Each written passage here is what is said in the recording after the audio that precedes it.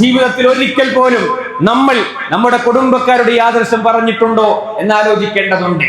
നമ്മുടെ മാതാപിതാക്കളോടും നമ്മുടെ ഭാര്യയോടും നമ്മുടെ കുട്ടികളോടും നമ്മുടെ കുടുംബക്കാരോടും മിനിമം നമ്മുടെ കുടുംബക്കാരോടെങ്കിലും ഈ ആദർശം പറഞ്ഞിട്ടുണ്ടോ എന്ന് നമ്മൾ ആലോചിക്കേണ്ടതുണ്ട്. അപ്പോഴേ നമ്മൾ ഖൈറു ഉമ്മത്താവുകയുള്ളൂ. ജനങ്ങൾക്ക് വേണ്ടി അവരുടെ പരലോക വിജയത്തെ മുന്നിൽ കണ്ടുകൊണ്ട് അതോടൊപ്പം നമ്മുടെ ബാധ്യത, അള്ളാഹു ഏൽപ്പിച്ച ബാധ്യതാ നിർവഹണത്തിന്റെ ഭാഗമായി കൊണ്ട് ഇതെത്തിച്ചു കൊടുക്കാൻ നമുക്ക് സാധിച്ചിട്ടുണ്ടോ എന്ന് നമ്മൾ ആലോചിക്കേണ്ടതുണ്ട്. അതുകൊണ്ടാണ് അള്ളാഹുവിന്റെ പ്രവാചകൻ സല്ലല്ലാഹു അലൈഹി വസല്ലം പ്രിയമുള്ളവരെ ഏറ്റവും നല്ല ഉത്തമരായ ആളുകളെന്ന് വിശുദ്ധ ഖുർആൻ പരിചയപ്പെടുത്തിയപ്പോൾ അതിനർഹരായ ആളുകൾ ആ പ്രവാചകനും സഹാബത്തുമായിരുന്നു.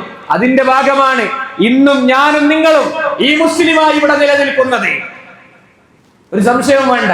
നമ്മൾ ഇവിടെ മുസ്ലിമായി നിലനിൽക്കുന്നത് നമ്മുടെ മാതാപിതാക്കൾ ഇസ്ലാം എന്ന് പറയുന്ന ഈ മഹനീയമായ ആദർശത്തെ, നമ്മുടെ പൂർവ്വപിതാക്കൾ ഈ ആദർശത്തെ സ്വീകരിക്കാനുണ്ടായ കാരണം അങ്ങ് മക്കയിലും മദീനയിലും ഒക്കെ ഈ ദീനീ പ്രചാരണം നടത്തി അത് ലോകത്തിന്റെ വിവിധ ഭാഗങ്ങളിലേക്ക് വ്യാപിപ്പിച്ച് അങ്ങനെ ഇന്ത്യയിലേക്കും കേരളത്തിലേക്കും അവരുടെ കുടുംബം വിട്ട് ഈ നാട്ടുകാരായ ആളുകൾക്ക് ഇത് എത്തിച്ചു കൊടുക്കണമെന്ന താല്പര്യത്തോടുകൂടി അവർ കടന്നു വന്നുകൊണ്ട് ഈ ആദർശം പറഞ്ഞത് കൊണ്ടാണ്.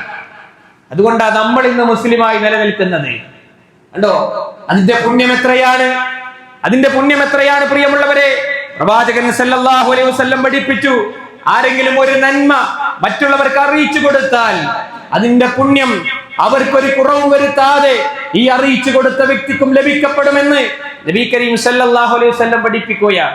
ഇനി നമ്മൾ ആലോചിക്കുക, നമ്മൾ കാരണം നമ്മൾ മുഖേന എത്ര ആളുകൾക്ക് ഈ ആദർശം ഏകനായ റബ്ബിനെ മാത്രം ആരാധിക്കാവൂ എന്ന് പറയുന്ന ഇസ്ലാമിന്റെ ഏറ്റവും അടിസ്ഥാനപരമായ ആദർശം നമ്മൾ മുഖേന എത്ര ആളുകൾക്ക് എത്തിച്ചു കൊടുക്കാൻ നമുക്ക് സാധിച്ചിട്ടുണ്ട്.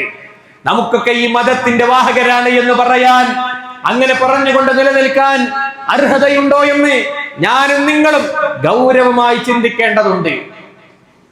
അതുകൊണ്ടാണ് അള്ളാഹുവിന്റെ പ്രവാചകൻ സല്ലല്ലാഹു അലൈഹി വസല്ലം പഠിപ്പിച്ചു, എന്ത് പ്രതിസന്ധി ഉണ്ടായാലും എന്ത് പ്രയാസങ്ങൾ ഉണ്ടായാലും അതിലൊക്കെ കാരണങ്ങൾ കണ്ടെത്തി ഈ ദീനീ ദഅവത്തിൽ നിന്ന് മാറി നിൽക്കാൻ ആഗ്രഹിക്കുന്ന മനുഷ്യരാണ് നമ്മുടെ നാട്ടിലുള്ള പലരും, മുസ്ലിം സമൂഹത്തിലുള്ള പലരും.